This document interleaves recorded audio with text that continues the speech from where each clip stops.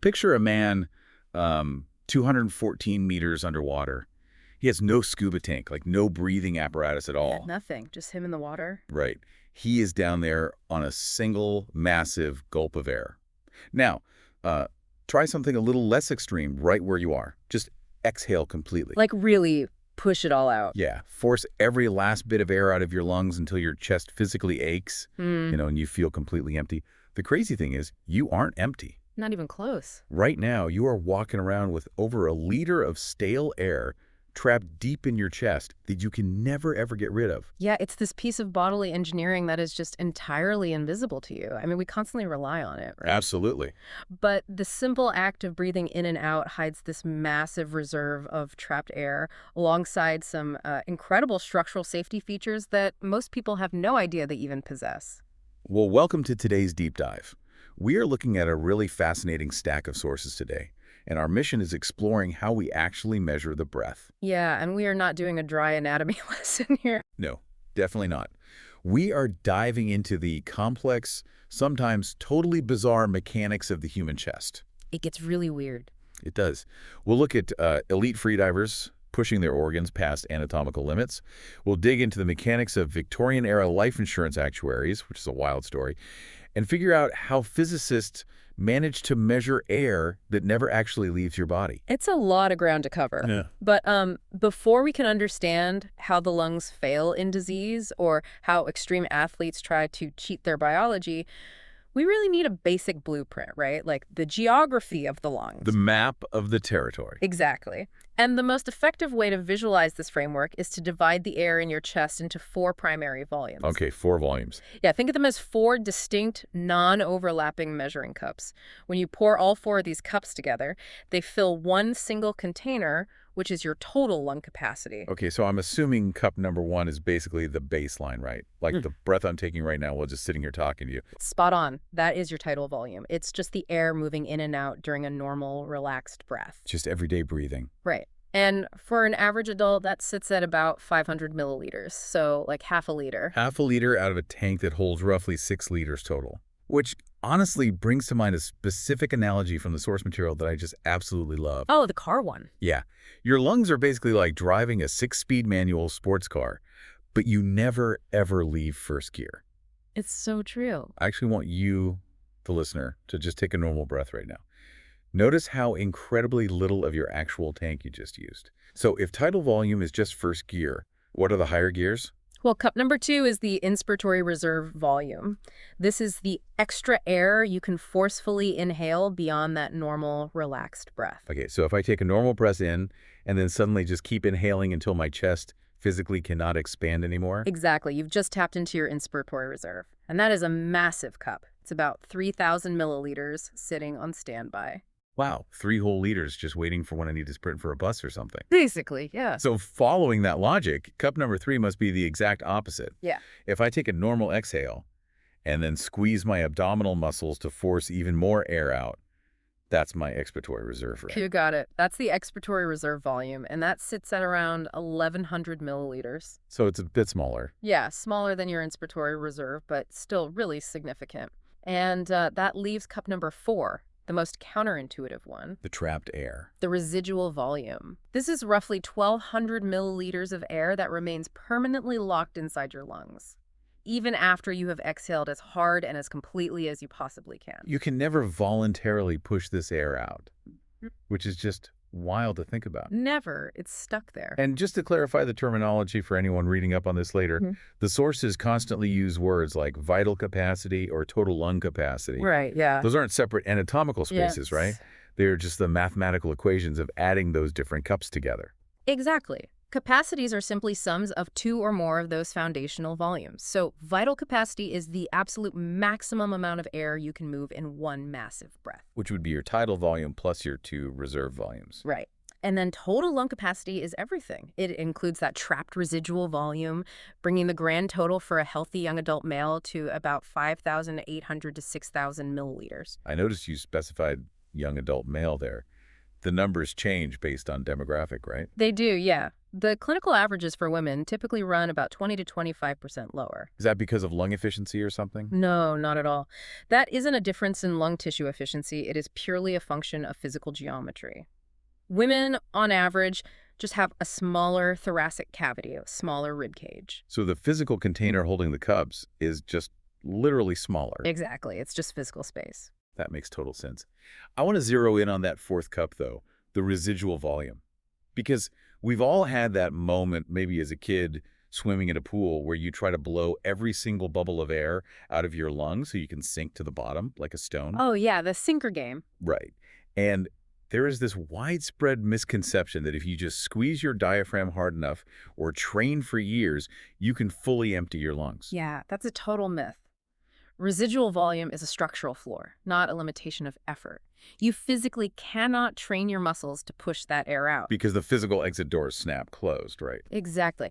As you exhale forcefully, the volume of air inside your lungs obviously drops. And as that volume drops, the very small airways deep inside your lungs, the bronchioles, they lose the internal pressure that holds them open. Right, because unlike your trachea, which has those stiff cartilage rings keeping it open like a vacuum hose. Right. These tiny airways down deep don't have that structural reinforcement, so they just physically collapse and seal shut. So even if my diaphragm is still pushing up, trying to crush the air out of my chest, that last 1,200 milliliters is trapped behind collapsed tubes. It literally has nowhere to go. It's locked in the basement. That's a good way to put it. And this is a critical evolutionary safety feature.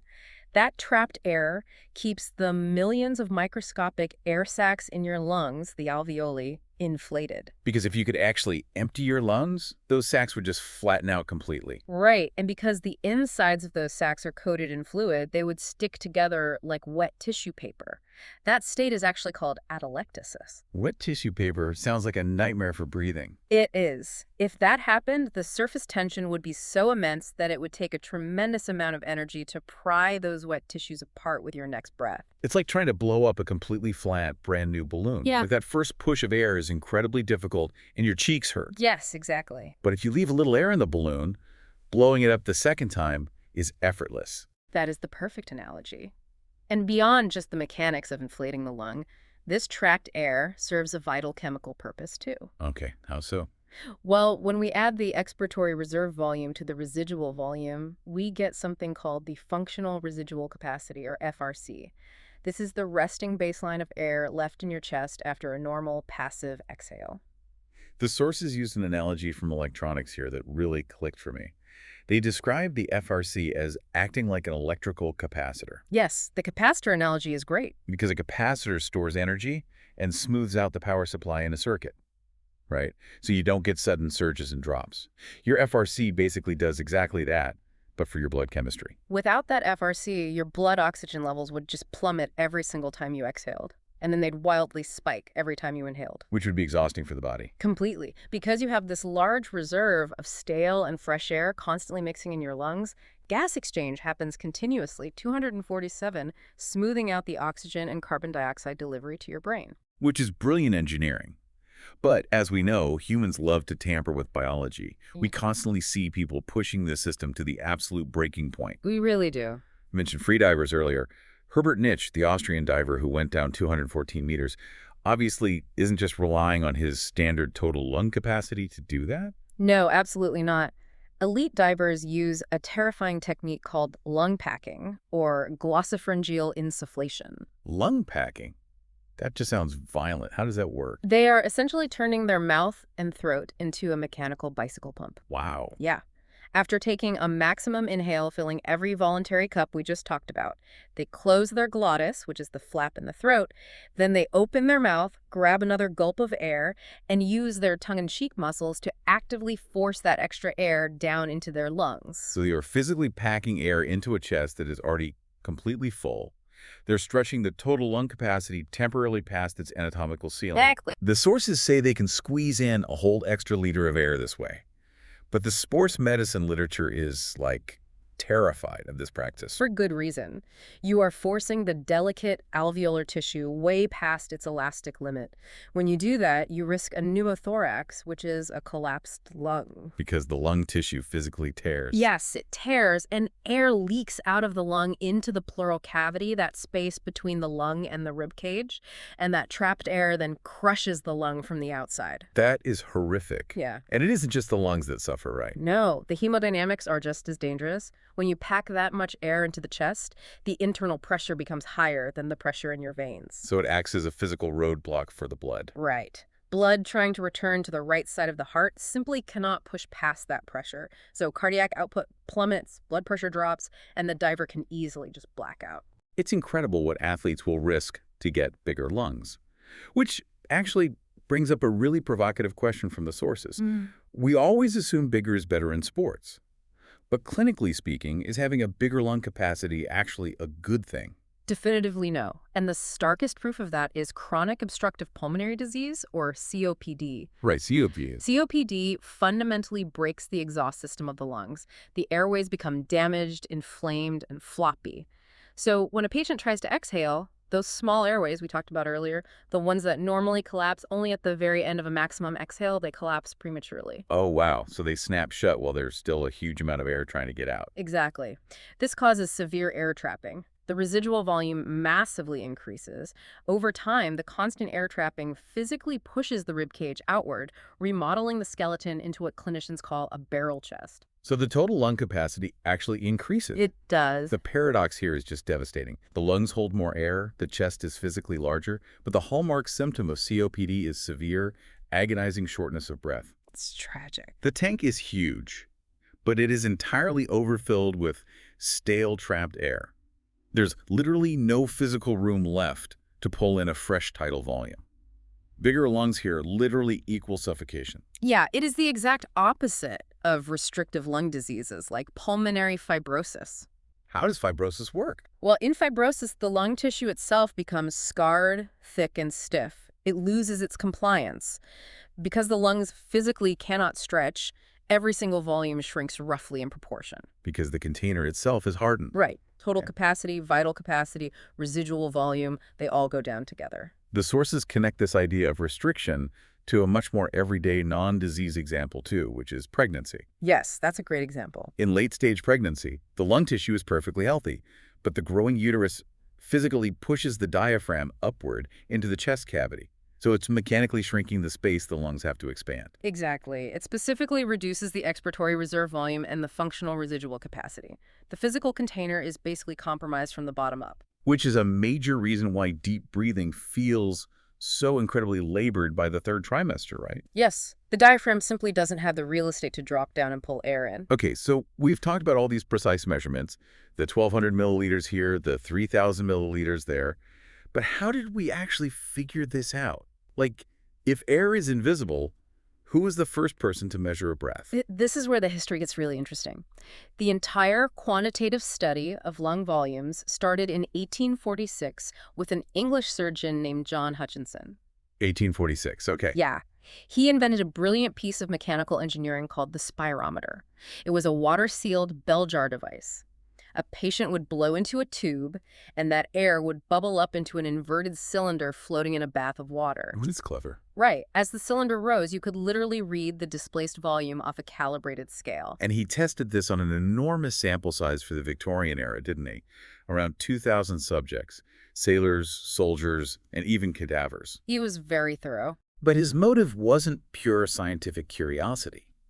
The 1840s in Britain was the height of a massive tuberculosis epidemic. And tuberculosis destroys lung tissue, obviously, and it was a leading cause of death. This is where the history of medicine intersects with economics, which I found fascinating. The life insurance industry was desperate for an objective mechanical tool to assess a client's health, rather than just relying on a doctor's subjective opinion. Yes, they wanted hard data. And Hutchinson believed his spirometer measured a person's raw vital force and that this single number could basically predict a person's lifespan. He literally coined the term vital capacity, so actuaries started using this breathing test to decide who gets a policy.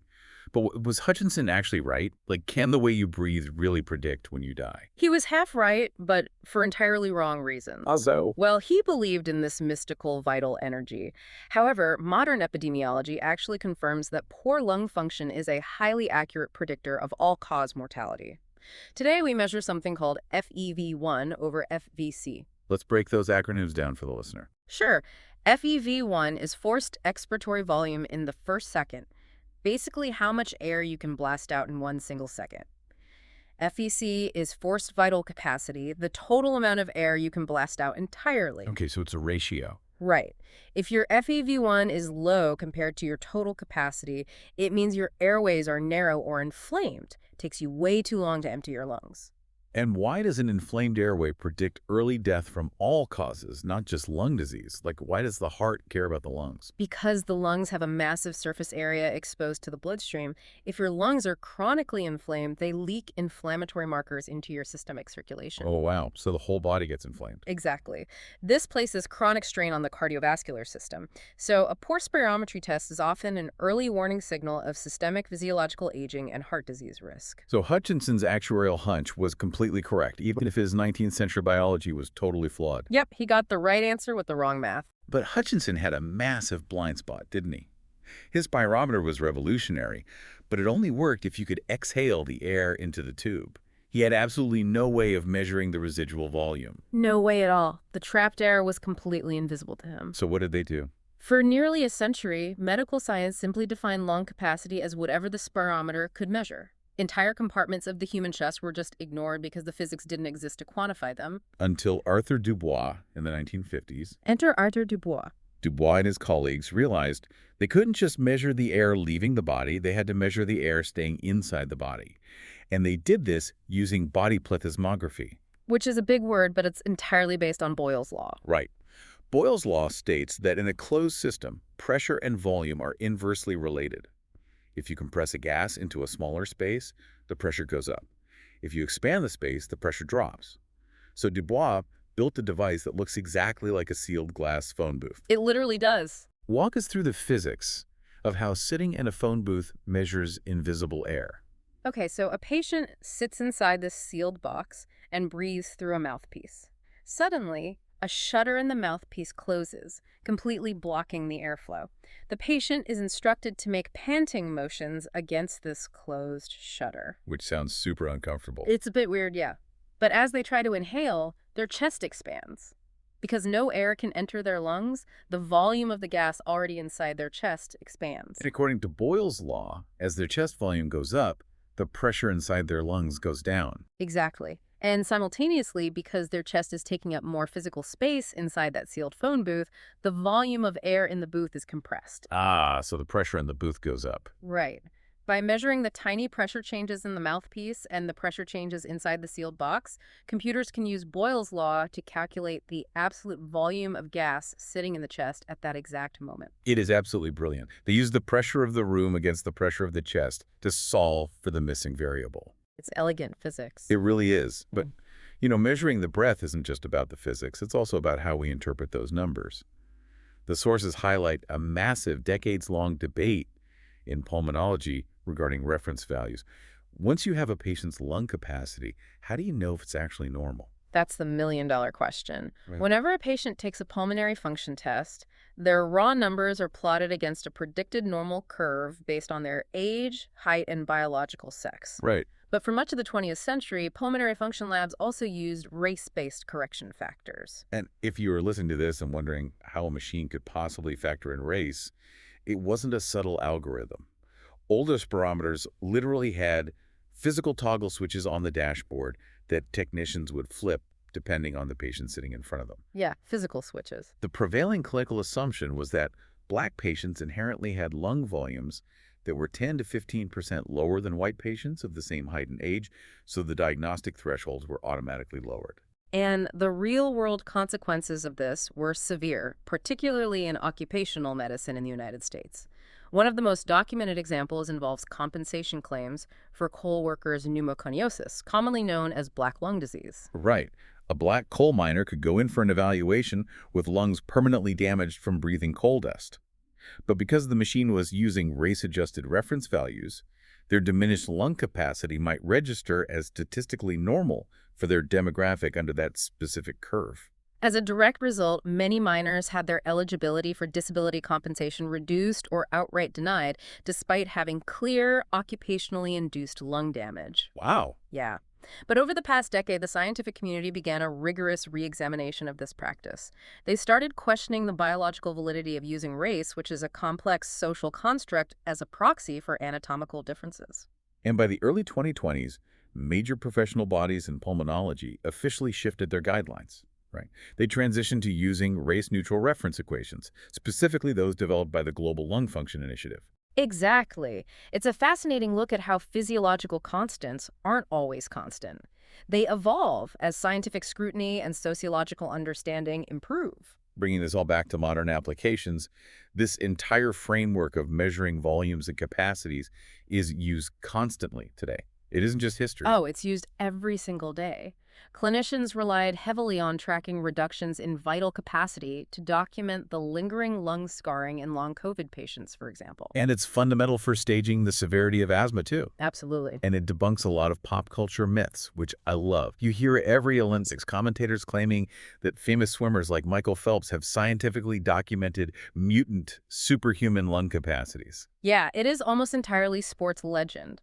Elite athletes certainly possess highly efficient cardiovascular systems and incredible muscular endurance, obviously. All right, they're amazing athletes. But the massive 12-liter lung capacities often cited in the media for swimmers are rarely traceable to rigorously published, peer-reviewed clinical measurements.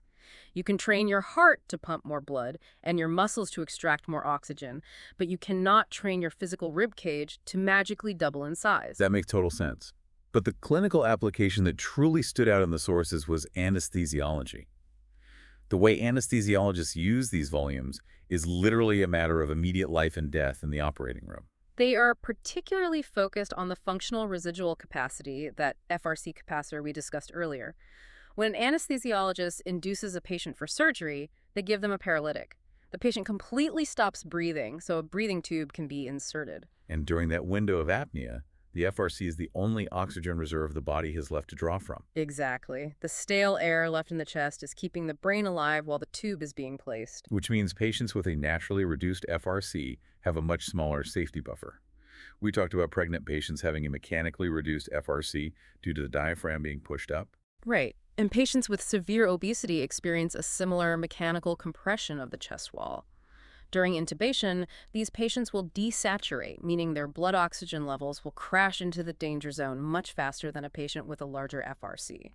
So anesthesiologists have to monitor this invisible volume constantly. It is absolutely critical to their job. Well, we've covered a massive amount of ground today. We started with the basic 4 cups of the lungs blueprint. The tidal, the reserves, and the residual. Right. And we explored how elite freedivers physically risk collapsing their lungs to pack more air in.